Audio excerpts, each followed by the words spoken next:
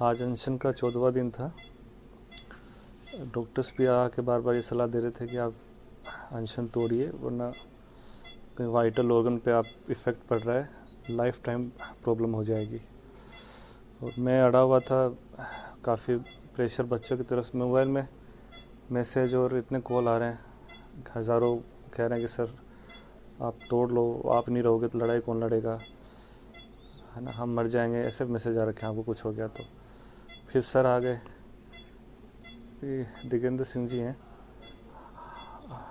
महावीर चक्र कैप्टन दिगेंद्र सिंह जी, मैं इनको गुरु मानता हूँ, अपना आदर्श है मेरे। तो इन्होंने काफ़ी इंसिस्ट किया कि भाई तू नहीं रहेगा तो फिर क्या है कि लड़ाई है ना, हम तो फौज के आदमी हैं, तो हम तो ये कहते हैं कि लड़ाई जो है वो मारने से जीती जाती है, मरने से नहीं। यहाँ मारने का मतलब है सत्ता के गुरूर को, उसके अभिमान को मारना। आज अनशन का 14वां दिन था। डॉक्टर्स भी आके बार बार ये सलाह दे रहे थे कि आप अनशन तोड़िए, वरना कहीं वाइटल ऑर्गन पे आप इफ़ेक्ट पड़ रहा है, लाइफ टाइम प्रॉब्लम हो जाएगी।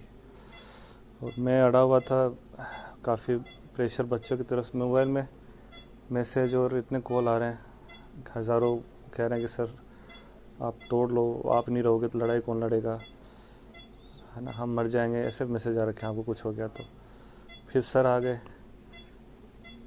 दिगेंद्र सिंह जी हैं, महावीर चक्र कैप्टन दिगेंद्र सिंह जी, मैं इनको गुरु मानता हूँ, अपना आदर्श है मेरे। तो इन्होंने काफ़ी इंसिस्ट किया कि भाई तू नहीं रहेगा तो फिर क्या है कि लड़ाई है ना, हम तो फौज के आदमी हैं, तो हम तो ये कहते हैं कि लड़ाई जो है वो मारने से जीती जाती है, मरने से नहीं। यहाँ मारने का मतलब है सत्ता के गुरूर को, उसके अभिमान को मारना। ये बच्चियाँ हैं, इन्होंने काफ़ी कहा कि सर आप तोड़ लीजिए, आप, हम साथ हैं आपके, आप जिंदा रहेंगे तो लड़ाई आगे चलेगी। तो इन सब के दबाव में मान लीजिए आप, या प्यार में मान लीजिए, फिर मैं ये डिसीज़न लिया कि मैं अनशन आज तोड़ रहा हूँ। और लड़ाई जो है वो अंतिम जो है सांस तक चलती रहेगी, तरीका बदला जाएगा। अभी गांधीवादी तरीके से शहीद दिवस है आज, अनशन तोड़ रहा हूँ, और जो आगे लड़ाई लड़ी जाएगी वो भगत सिंह, सुभाष चंद्र बोस, चंद्रशेखर आज़ाद के कदमों पर चल कर लड़ी जाएगी।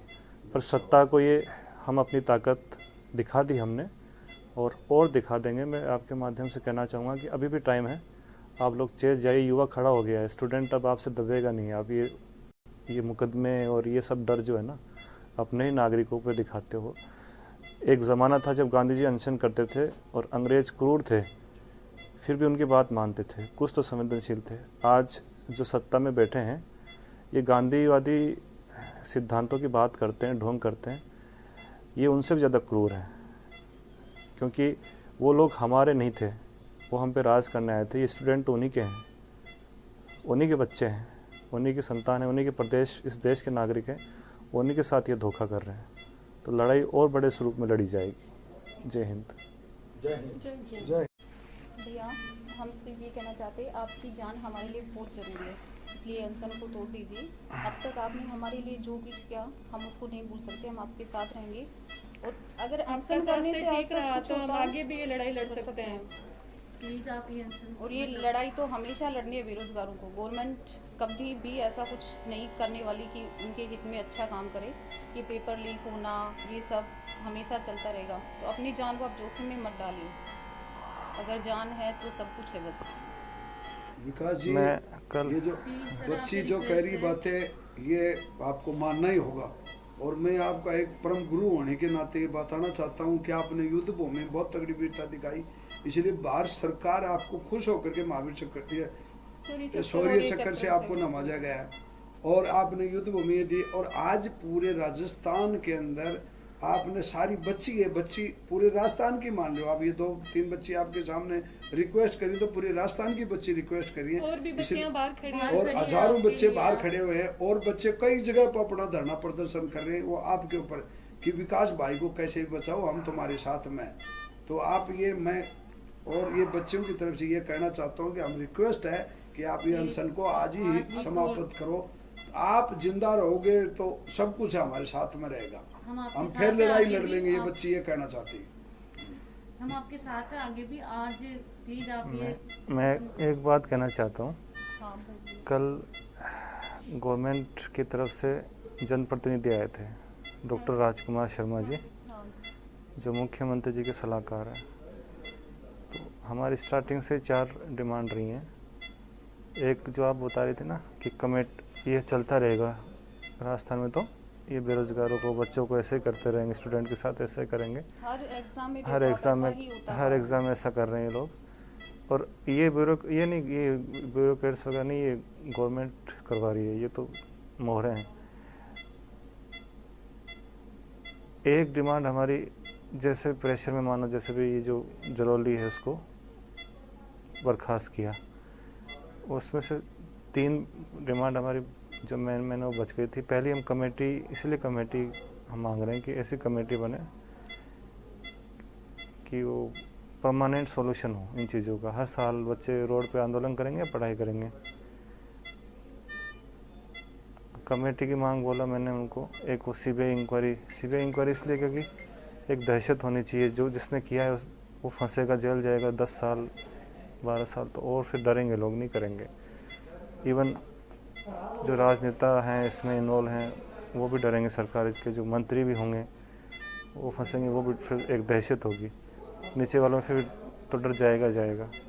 चौथी हमारी वो अभी विधानसभा सत्र आएगा, उसमें बहुत कड़ा कानून लाए ताकि लोगों की हिम्मत ना हो। जब तक कानून कड़ा नहीं होगा तो उनकी दलील थी कि मर्डर में 302 लगती है, फिर भी मर्डर होते हैं, है ना। तो मैंने उनसे कहा कि 302 हटा के देखो, आप गली गली में मर्डर होने लग जाएंगे। ये क्या दलील हुई? अब 300 मतलब 2 है फिर भी मर्डर होते हैं, इसका मतलब सारे कानून हटा लो। फिर कानून कड़ा करोगे तो चीज़ें कम तो होंगी, बिल्कुल हो सकता है नहीं ख़त्म हो, पर कम तो होंगी। आपकी मंशा ही नहीं है सरकार की, आपकी। फिर बोले सीबीआई इंक्वायरी हम नहीं कर सकते, एसओजी जांच कर रही है, ये कर रही है, वो कर रही है। मैं एसओजी तो केवल और एग्ज़ाम भी हैं, रेट नहीं, एसआई की भी है, लाइब्रेरी की भी है, जीएन की धांधली भी, उसकी भी जांच कर रही है, कहाँ तक पहुँची। करना नहीं चाहती तो प्रेशर है हमारा सबका बच्चों का, तब ये कर रही है, दिखावा कर रही है। 4 महीने बाद पकड़ रही है, सब कुछ कर रही है। तो एसओजी नहीं पकड़ेगी, जो सही में दोषी हैं एसओजी बिल्कुल नहीं पकड़ेगी उनको, सीबीआई इंक्वायरी ही करनी पड़ेगी। तो विधानसभा सत्र में कानून भी वो ऐसे ही फिर कमेटी वाले बना देगी, कमेटी से भी क्या होगा, ईमानदार क्या पता चलेगा। तो आश्वासन मिला, पर वो ढुलमुल वाला आश्वासन था। सीबीआई इंक्वायरी के लिए मना कर दिया, फिर उन्होंने अनशन तोड़ने के लिए कहा, मैंने मना कर दिया कि जब तक मांगे नहीं हो, हम अपने स्तर पर जो भी लड़ाई लड़ सकते हम लड़ेंगे, झुकेंगे नहीं, कॉम्प्रोमाइज़ नहीं करेंगे, क्योंकि आंदोलन बार बार नहीं होते। लेकिन तो आंदोलन आप जो भी कर सकते हैं, स्वस्थ रहो। एक आप लोग वादा करो हाँ कि ये भी एक लड़ाई है, और अब ग्राउंड में उतर के जो लड़ाई करेंगे ना, उसमें आप लोग पीछे नहीं हटोगे। नहीं हटेंगे, पी- इसलिए हम आए हैं। पीछे हटने का मतलब ये नहीं है कि मैं ये नहीं चाहता कि दिन रात आप साथ हो हमारे, पर जब एक ताकत दिखाने का मौका है ना, वो ताकत दिखाओ। आप बच्चे हो, ठीक है, आप स्टूडेंट हो, युवा हो, पूरे राजस्थान को रिप्रेजेंट करते हो। आप 3 नहीं हो आज, आप राजस्थान की आधी आबादी हो जो स्टूडेंट है उसकी, है ना। तो मैं सर की बात मानता हूँ, इनको तो मैं अपना गुरु मानता हूँ शुरू से। इनके किस्से सुन के ही मतलब जो कुछ हूँ मैं हूँ, है ना। और लड़ाई आप लोगों की है, तो आप लोगों के कंसर्न के बिना, आप लोगों के साथ के बिना संभव ही नहीं है। ये तो हमेशा खड़े हैं, पर लड़ाई आप लोगों की है, ठीक है। मैं एग्री हो जाता हूँ, ठीक है, थैंक यू भैया। और एग्री हो जाता हूँ। और मैं ये भी कहूँगा कि लड़ाई हमने ग्राउंड में शुरू करी थी, ये हमको मजबूरन इन्होंने करवाया। धारा 144 लगाई, ये कोविड को इन्होंने एक ढाल के रूप में इस्तेमाल कर रहे हैं लोग, कि हमारे खिलाफ जो बोलेगा, हमसे जो क्वेश्चन करेगा, हम जो कुछ करें, जिसको ठगें, जिसको लूटें, ये लोग बोलेंगे तो हम धारा 144 कोविड के नाम के कुचल देंगे उनको। इसलिए मैंने ये किया। इसमें भी इन्होंने वही दमनकारी, कुचलना, डेमोक्रेसी का कुछ कहीं दिखा नहीं है लोकतांत्रिक तरीके से। तो सरकार को तो पूरा मौका दिया है। अब सरकार के बारे में बोलती, सरकार उसको नहीं ढंग से खेल पाई। अब हमारा दोष नहीं, आगे हम जो भी कुछ करेंगे। गांधीवादी तरीके से लड़ाई लड़ी हमने। आज क्या है, शहीद दिवस है ना? हाँ, तो ये मौका भी है, शहीद दिवस है। तो आप लोग, और आगे जो लड़ाई है वो भगत सिंह के रास्ते पे चल के, सुभाष चंद्र बोस के रास्ते पे चल के, ना, उनके रास्ते पे चल के लड़ी जाएगी, है ना। पर झुकेंगे नहीं बिल्कुल, है ना, कॉम्प्रोमाइज़ नहीं करेंगे। सारे जाति, पार्टी, सब भेदभाव मिटा के अपन एक साथ खड़े होकर लड़ेंगे, क्योंकि ये लड़ाई स्टूडेंट्स की है ना, फ्यूचर की, पूरे राजस्थान की लड़ाई है, आप लड़ेंगे। हाँ हाँ, तो ये ख़त्म होना चाहिए। कब तक चलेगा? ये लोग नहीं सोचेंगे आपके बारे में। इनके बच्चे हैं, वो, उनको नौकरी की ज़रूरत नहीं है।